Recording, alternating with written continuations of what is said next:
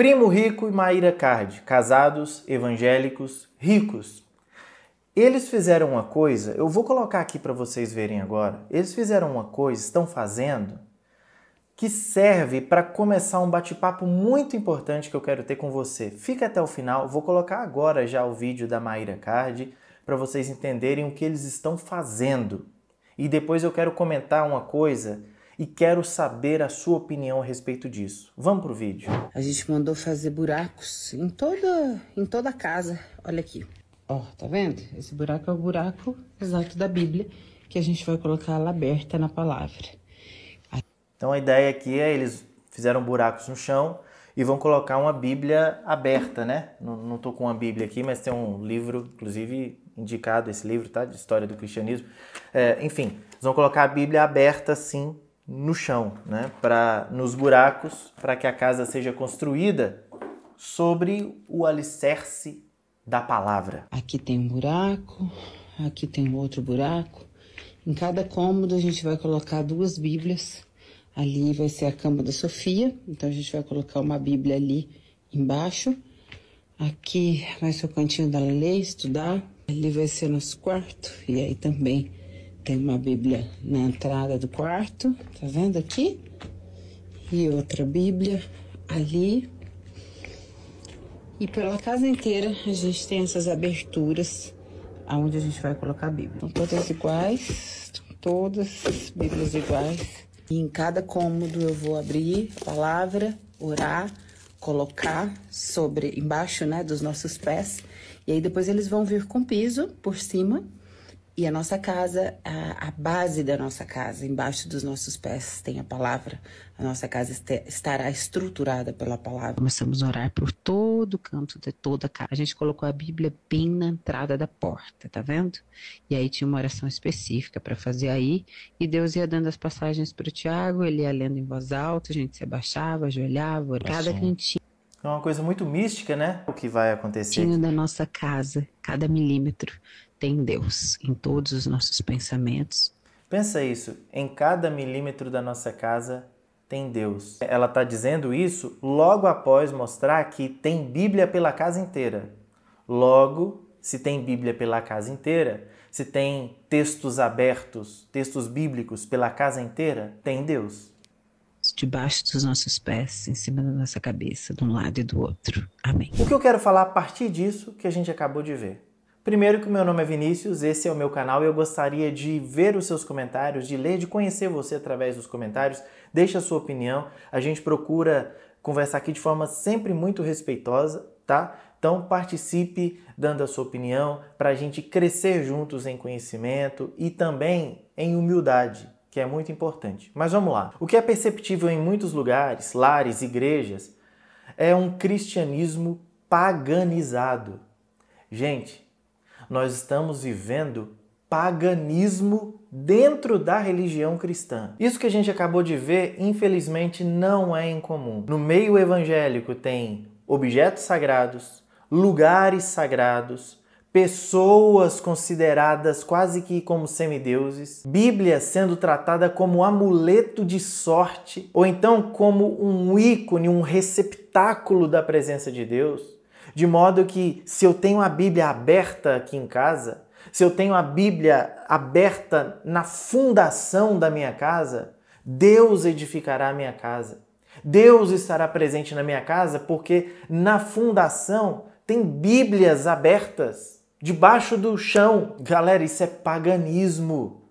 Isso é tratar Deus como se tratavam os ídolos, porque a relação das pessoas, dos fiéis para com os seus ídolos, era mais ou menos essa, de ter um ponto de contato, uma imagem, algo que relembrasse ou que detivesse a imagem do ídolo, do seu Deus ali, dentro das suas casas. É por isso que os pagãos tinham essas imagens simbolizando os seus deuses dentro de casa. E eles acreditavam que aquele ponto ali, aquela imagem, era como se fosse um acesso que aquela divindade tinha, uma porta que aquela divindade tinha para fazer parte da sua casa, da sua família. Então era bom que se houvesse um ponto de acesso, uma porta para aquela divindade entrar. Nós não estamos fazendo exatamente a mesma coisa. A gente não está reduzindo Deus a um ídolo e achando que por ter Bíblia esparramada pela casa, ou na fundação da casa, ou nos tetos da casa, seja lá onde for, a gente está achando que isso garante a presença de Deus ou que isso de alguma forma traga paz e alegria para o lar, para a família. Olha, gente, se você não pegar a Bíblia, abrir e ler, isso não resolve de nada. Bíblia não é livro mágico.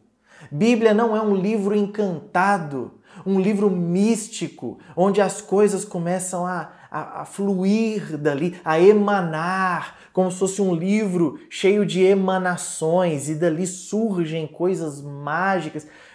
Gente, não é assim que a espiritualidade cristã funciona. Não é por esse tipo de crença que os primeiros discípulos, os apóstolos de Jesus, morreram. Não foi para defender esse tipo de prática que pessoas entregaram as suas vidas. Mas não para só em questão de Bíblia como amuleto sagrado, não. Muitas igrejas, muita gente por aí tem objetos consagrados que pega na igreja. Um objeto, um tijolinho, um cajado, um pano, uma pulseirinha. Coisa que a pessoa usa, que a pessoa leva para dentro de casa, um copo d'água, uma coisa que a pessoa pensa, agora isso aqui está consagrado a Deus. Agora, se o meu marido beber esse copo d'água consagrado a Deus, tudo vai mudar. Agora que eu vou passar essa toalhinha aqui no rosto do meu filho dormindo, agora tudo vai ser diferente.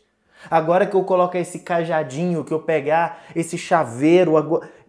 Gente, nós nos tornamos uma religião de amuletos. Uma religião de coisas, de objetos consagrados, de objetos sagrados. A fé cristã é uma fé num Deus invisível, um Deus que quer se relacionar conosco, e isso na nossa vida, por meio e através do relacionamento com outras pessoas. A imagem de Deus que nós temos, a imagem sagrada de Deus que nós temos, sabe qual é? Eu e você. Quando eu olho para você, eu vejo Deus. Quando eu olho para você, eu percebo Deus. Porque Deus escolheu se revelar em nós e através de nós. Quando Jesus veio aqui, ele veio como um de nós. Ele não veio como um objeto.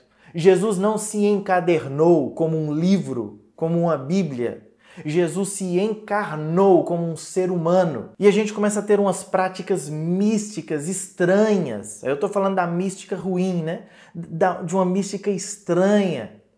E começa a valorizar objetos. Começa a valorizar lugares. Pessoas que acham que Deus se manifesta, que Deus está em templos, que Deus está em auditórios construídos por mãos humanas, que Deus está presente em ocasiões pontuais, em certos lugares. Deus está presente no templo da igreja. Lá Deus está. Você tem que sair da sua casa para estar na presença de Deus. Você já deve ter ouvido isso, com certeza. Venha para a presença de Deus. Venha para a igreja para você estar na presença de Deus. Porque nessa concepção, Deus está no templo. Para você ter acesso a Deus, você precisa frequentar aquele lugar, naquele horário. Como se Deus não estivesse em todos os lugares. E mais do que isso, como se tudo não estivesse em Deus. O apóstolo Paulo diz: pois nele foram criadas todas as coisas. Tudo o que existe está em Deus. Então não há lugar no mundo onde Deus não esteja. Mas a gente tem os lugares que a gente considera sagrados. E a gente tem pessoas que a gente considera quase que como semideuses. Pessoas sagradas. Pessoas que nós veneramos, que nós adoramos. Pastores, pastoras, apóstolos, apóstolas, que se colocam como estando acima de todo mundo e sendo representantes de Deus na terra. Então, para você sair do seu emprego, você precisa da bênção do apóstolo. Para você comprar um carro, você precisa da bênção da pastora. Para você tomar qualquer decisão na sua vida, você precisa de um pastor ir lá e validar aquilo que você quer fazer. Do contrário, Deus não está com você. Que cabeça é essa, gente? Como foi que nós paramos nisso? Quando foi que nós paramos de olhar para a Escritura e entender que Deus é Deus e está em todos os lugares e Ele não divide a sua glória com ninguém? E o pior é que tem gente que acha que Deus é uma entidade que precisa ser convencida a fazer aquilo que a gente quer que Ele faça. Como se a gente estivesse num jogo de RPG. E a gente tem que jogar os dados certos para a coisa acontecer. Então a gente faz os nossos sacrifícios, então a gente dá as nossas ofertas, então a gente faz o que precisa ser feito para mover a mão de Deus em nosso favor.